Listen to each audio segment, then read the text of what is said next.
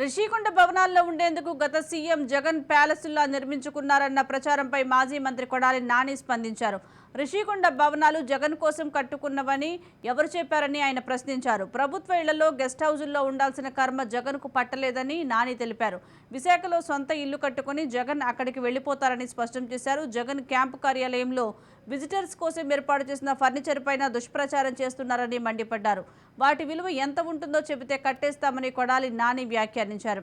తాడేపల్లిలో నిర్వహించిన వైసీపీ విస్తృత స్థాయి సమావేశంలో ఆయన పాల్గొన్నారు. ఈ క్రమంలోనే ఎన్నికల్లో ఇచ్చిన హామీలు నిలబెట్టుకోవడానికి ప్రభుత్వానికి 6 నెలల సమయం ఇస్తామని, ఆ తర్వాత ప్రశ్నిస్తామని చెప్పారు.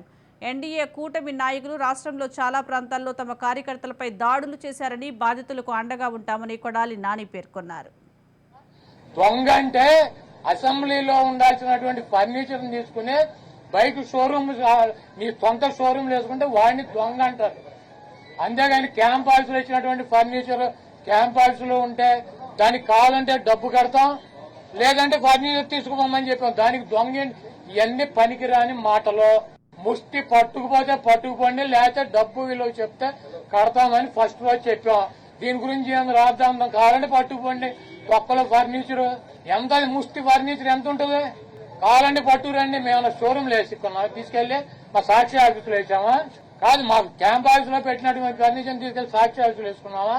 దొంగ అంటే అసెంబ్లీలో ఉండాల్సినటువంటి ఫర్నిచర్ తీసుకుని బైక్ షోరూమ్ నీ సొంత షోరూమ్ వేసుకుంటే వాడిని దొంగ అంటారు.